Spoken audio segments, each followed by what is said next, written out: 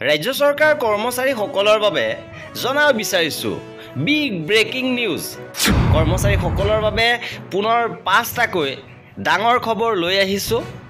যি শিক্ষক লগতে কৰ্মচাৰী দৰমহা পেঞ্চন সম্পৰ্কত লগতে আন কেইবাটাও বিষয় সন্দৰ্ভত কেইবাখনো গুৰুত্বপূৰ্ণ নটিফিকেশ্যন আহিছে। সবিশেষ আপোনালোকে জানিব পাৰিব। ভিডিঅ'টো প্ৰথমৰ পৰা শেষলৈকে চাই থাকিব। জনাব বিচাৰিছো আজি প্ৰথমটো গুৰুত্বপূৰ্ণ খবৰ, পঞ্চায়ত নিৰ্বাচনৰ তাৰিখ ঘোষণা কৰা হৈছে।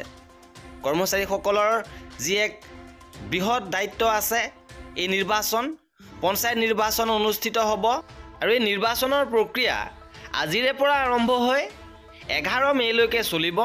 11 মে'ত কাউণ্টিং আছে, তেতিয়ালৈকে কৰ্মচাৰীসকলৰ দায়িত্ব থাকিব আৰু ভোট গ্ৰহণ এবাৰ দুটা পৰ্যায়ত অনুষ্ঠিত হ'ব। প্ৰথম পৰ্যায়ত 2 মে' তাৰিখে আৰু দ্বিতীয় পৰ্যায়ত 7 মে' তাৰিখে। ইপিনে পঞ্চায়ত নিৰ্বাচনৰ পৰিপ্ৰেক্ষিতত কৰ্মচাৰীসকলক কঠোৰ নিৰ্দেশ দিয়া হৈছে যে ৰাজ্যিক কৰ্মচাৰীয়ে ল'ব নোৱাৰিব ছুটি। পঞ্চায়ত নিৰ্বাচন শেষ নোহোৱালৈকে ৰাজ্য চৰকাৰ কৰ্মচাৰীয়ে CL বা EL ল'ব নোৱাৰিব আৰু CL EL সম্পৰ্কত ৰাজ্যৰ 27খন জিলাৰ আয়ুক্ত লগতে 37খন সমজিলাৰ আয়ুক্তলৈ এক জৰুৰী পত্ৰ প্ৰেৰণ কৰিছে নিৰ্বাচন আয়োগে।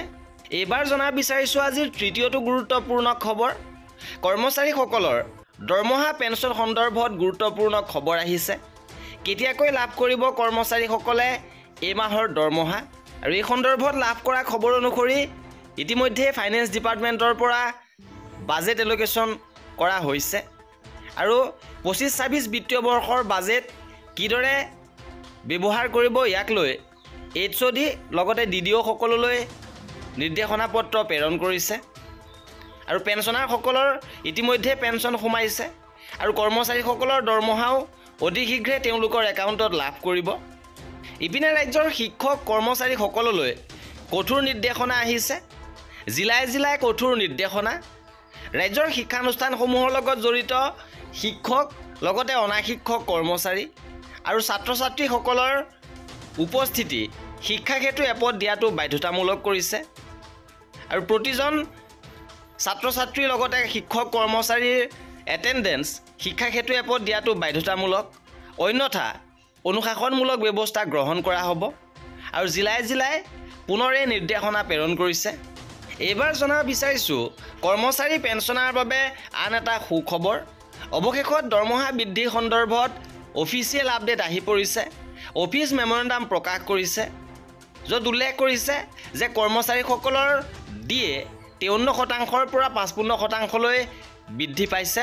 ইতিমধ্যে ঘোষণা কৰা হৈছিল আৰু ইয়াৰ অফিচ মেমৰেণ্ডাম 2 এপ্ৰিলত প্ৰকাশ কৰিছে আৰু 1 জানুৱাৰী 2025ৰ পৰা এই বৰ্ধিত DA কাৰ্যকৰী হ'ব। আৰু এই আছিল আজিৰ ভিডিঅ'টোত। কৰ্মচাৰী আৰু পেঞ্চনাৰৰ সকলো খবৰ পাই থাকিবৰ বাবে আমাৰ চেনেলটো ছাবস্ক্ৰাইব কৰি ৰাখিব। ভিডিঅ'টো শেষলৈকে চোৱাৰ বাবে বহুত ধন্যবাদ।